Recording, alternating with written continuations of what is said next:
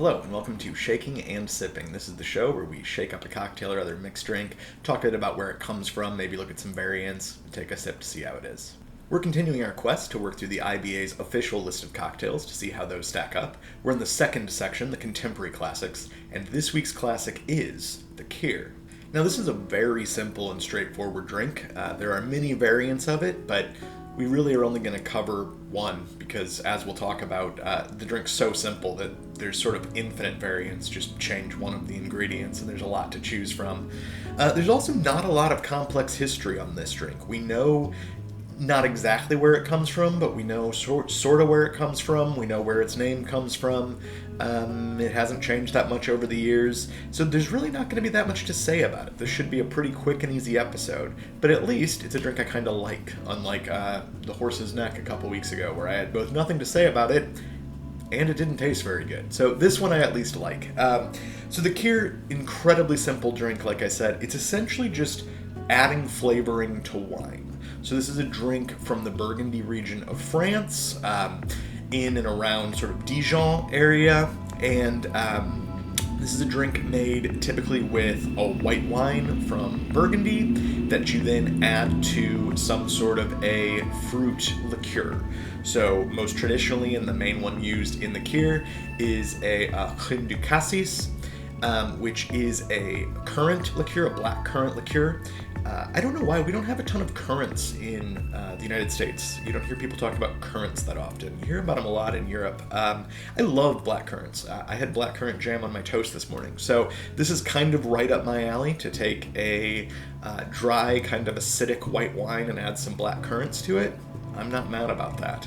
And so variants are pretty much just swap any other sort of fruit spirit. So we'll look at one today, but there are many other sort of fruity liqueurs that one could add to this. You could also make it with a different type of wine. So this used to be more common with red wine, actually, if we go back well over 100 years.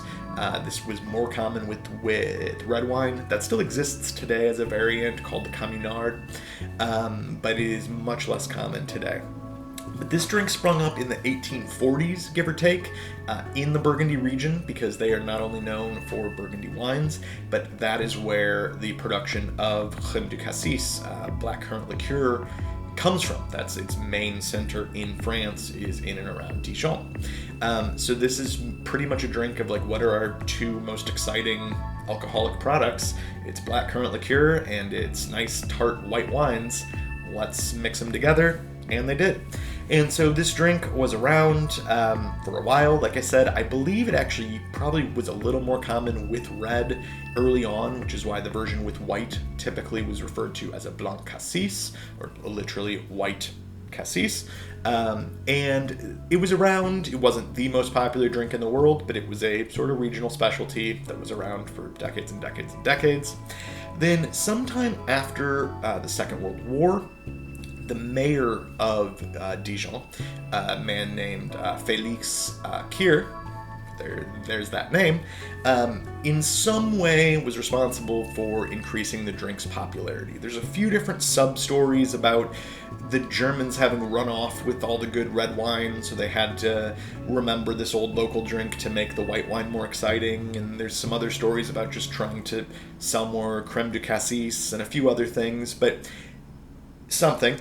Soon after World War II, he was very active sort of worldwide in sort of trying to make international connections and stuff, and twinning Dijon with like 8 different cities in the world and all this stuff. And along that time, this was the drink that he sort of celebrated and showed off. So to this day, we know the drink as a Kir, after Félix Kir, the mayor of, I think he was the mayor of Dijon, something like that, mayor of Dijon, governor of something, somewhere in that area.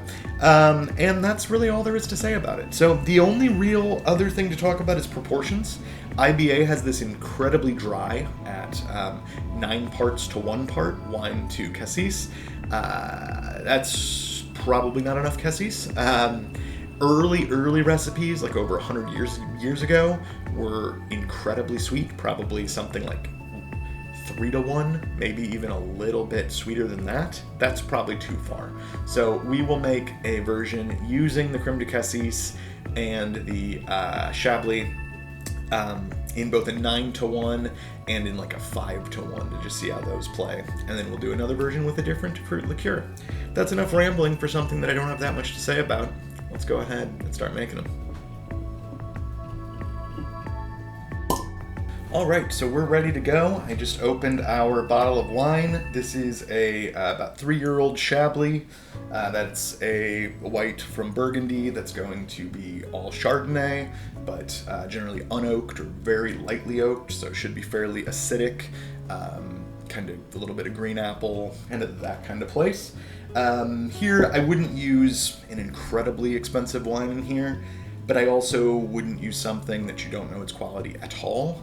I think this is probably a good place for a $20 bottle of wine, give or take, but you do whatever makes yourself happy. And then I just picked up a new bottle of Cassis, because I had a very, very old bottle, very, very cheap Cassis, and it looked questionable. So I got something halfway decent, I think.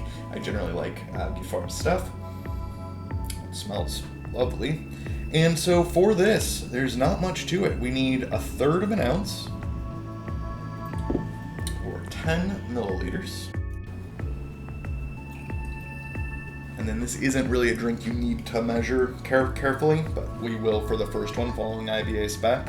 And so we are looking here for 90 milliliters, or 3 ounces of our white wine. This is generally served in just sort of a medium wine glass, a white wine glass. If you're making it with champagne, in which case it's called a Kir Royale, then it's generally served in a flute, but otherwise generally served in sort of a medium wine glass.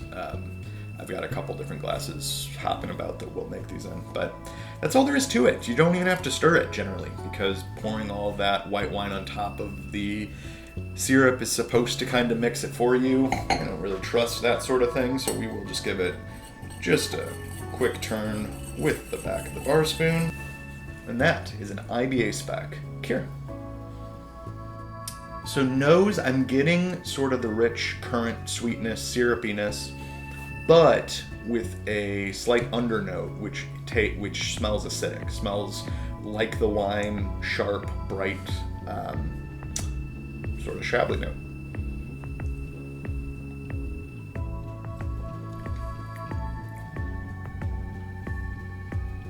That's pretty good.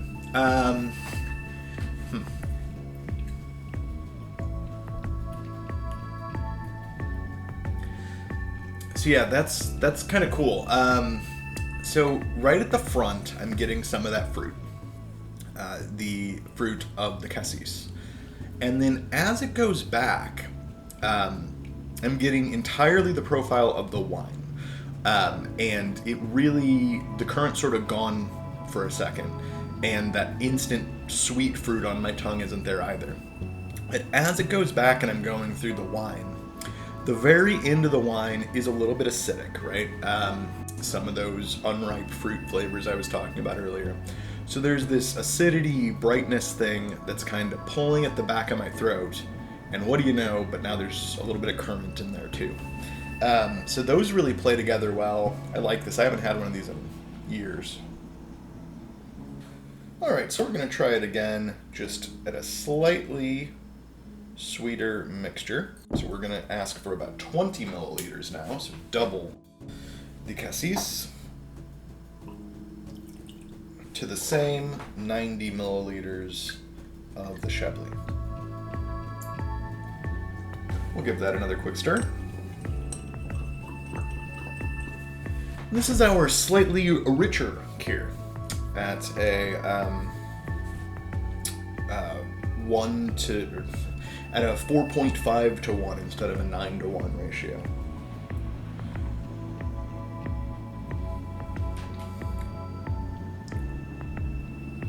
Yeah, so that's about as far as I'd want to take it. I think the early versions that were 3 to 1, if not a little bit sweeter, would be crazy sweet.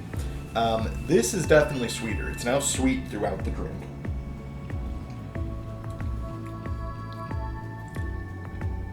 Yeah, I'm losing a lot of the midpoint of the wine. I'm getting a nice currant flavor all the way through, but it's sweet enough that I'm losing sort of the middle of the palate on the wine. I'm still getting that nice thing happening in the back of my throat when the acidity of the wine is really hitting. It really plays well with the currant. I think I'd go right in between these two. I think I'd do maybe 15 milliliters of the Crème de Cassis to 90 milliliters of the wine. But that is not bad. All right, in this one, for our final version, we're going to do slightly out of order because I already have some wine left here from my pouring mishap earlier. So that is 30 milliliters of our Chablis. And then to that, we are going to add some Chambord. This is a black raspberry liqueur, which is pretty good. A little on the sweet side, but I think in here, sort of a perfect application for it. We're going to follow the proportions we just invented, even though those were for the Cassis. So we're going to go ahead and use 15 milliliters of that. And then we still need another 60 milliliters of our Chablis.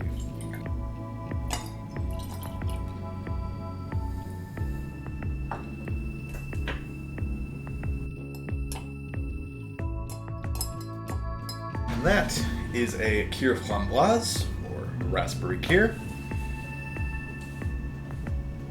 So more of the Chablis on the nose this time. The raspberry's not directly coming through. This is less syrupy. This is not, I don't believe this is technically a crème.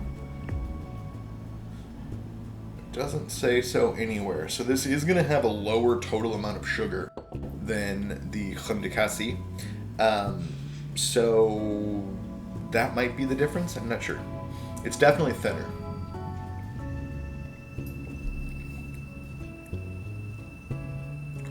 Oh, that's neat. So, very different. This one, what's happening is I'm getting pretty much wine tasting straight through. There's no point where the raspberry takes it over. Even into that acidic point at the end, sort of just the palate notes of the wine. Except, there's like some fuzz on it. There's like this little bit of black raspberry thing that's constant the entire time. Doesn't evolve, doesn't change, just hanging out there like, hi, I'm black raspberry, how's it going?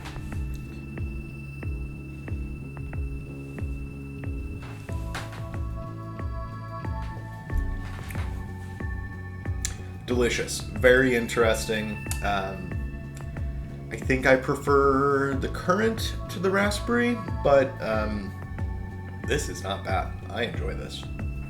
Well, that's really all we have to talk about today. Thanks for coming along on this Kir journey. This isn't as sort of complex or evolving of a drink that maybe are my favorites, but for a fun, classic aperitif, a nice before dinner drink, it's not bad. It's a little sweet, but it's a little bit acidic. It's got a little bit of fruit. It's fun. I would encourage you to try one if you never have. Like I said, variants are a million. All it is wine and some fruit. So, different kinds of wines, different kinds of fruit syrups. There's even some people who do weird things and have beer involved and stuff. I don't know about all that, but you give a try to something in the Kir family this week. Visit on the blog at shakingandsiping.com. We'll have a write-up on this and each other drink. Some weeks we'll have IBA in real life, where we go to a local Seattle cocktail bar and see how they make it, if they make it often, etc.